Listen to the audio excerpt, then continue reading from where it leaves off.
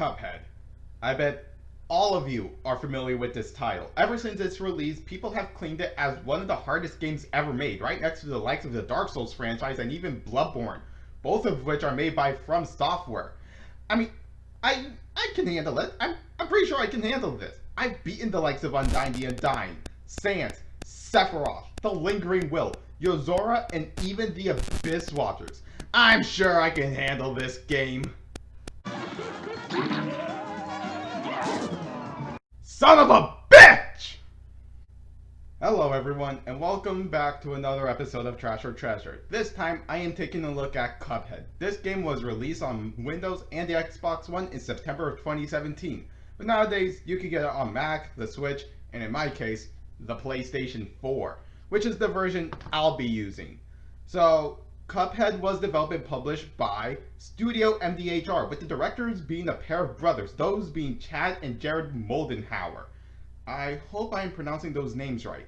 And the producer is, from what I'm assuming, is their sister, Marija Moldenhauer. Again, hopefully I'm pronouncing names correctly.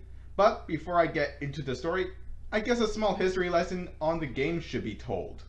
So Cuphead originally began its development in 2010, and the game engine that was used was Unity 3.0, and where it was developed was in the comforts of the brothers' homes in Ontario, and hopefully I'm also pronouncing this correctly, Saskatchewan. What the fuck even is that place? Anyways, the game's animations were inspired by the likes of all sorts of 1930s era animation, like Popeye, Tom and Jerry, Betty Boop, and Looney Tunes.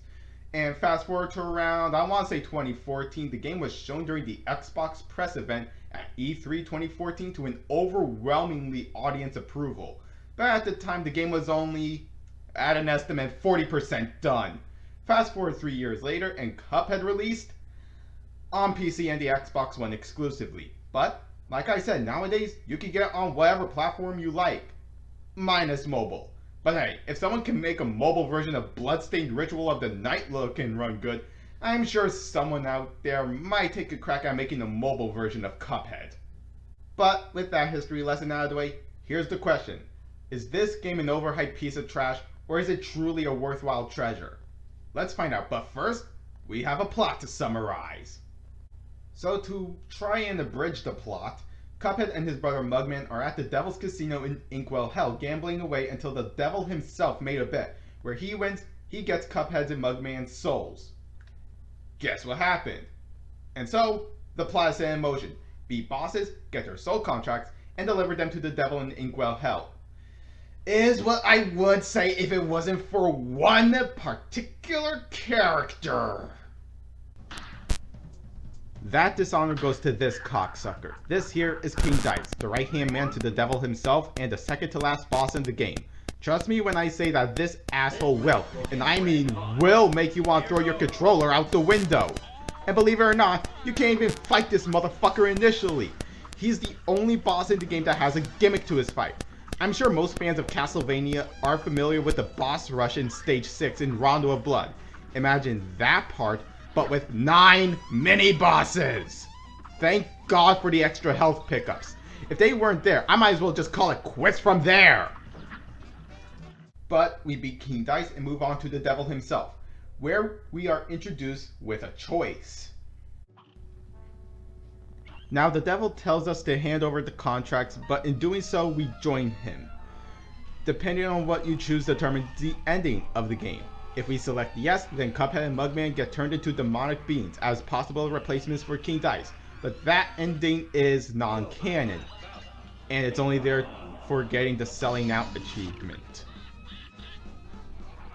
If we select no, which is the canonical choice, then we have to fight him, and he is surprisingly easier than Dice. He's still a challenge all things considered, but compared to the hell that I went through with King Dice, hell, a friend of mine died when Cuphead's nose was just touching the line. The devil was definitely easier than King Dice. But anyways, the brothers beat the devil and told everyone that they're free from his death and the game ends. So that was the story of Cuphead, and while it is simple, to me it was too simple. For me, if I were to pay attention to the story, I like the story to be more complex, which is why games like Final Fantasy VII are so good for me. For FF7, that game started out as a mere bombing mission, but later evolved into a more grander scale the more the game continued. But most people didn't play Cuphead for the story, so how's the gameplay? The gameplay of Cuphead is like playing a Mega Man game, but if it's in the style of a 1930s cartoon. The name of the game is simple: run, gun, wallop, and die. Trust me, you'll die a lot. By the time I've beaten the game, I died 474 times, but just to get the gameplay footage, I died some more, which brought my total deaths up. 99.9% of the game is bosses. With the exception of King Dice, the Devil, Grand Matchstick, and Sally Walkway, I completely forgot their names. The total number of bosses in the game is a grand total of 28 bosses, with the battle against King Dice housing 10, 9 mini-bosses, and Dice himself. In terms of how the game looks, while I do get the appeal of the game, I for one don't like it. For me, I prefer games that either A, have a better cartoonish look like Ratchet & Clank or Sly Cooper, or B, games that have that anime-like style, much like with Kingdom Hearts or Final Fantasy. So that's the gameplay of Cuphead. Overall, it's okay. If I want to play a challenging run and gun game, I go get the Mega Man Legacy Collection and play the original Mega Man. The OST is also something I don't enjoy. My music taste boils down to the following: J-pop, rock and metal, other video game soundtracks like DMC's, and Michael Jackson. So, let's recap real quick. The story is simplistic, the gameplay is okay, and the OST isn't my cup of tea. Here are my closing thoughts. Overall, Cuphead is okay at best. While I can tell that the Moldenhauer family and the rest of Studio MDHR poured their souls into this game, and while I did enjoy the game outside of the King Dice fight, the game is okay. So overall, Cuphead gets my score of a 6.5 out of 10, with my seal of masochistic, ball-busting difficult.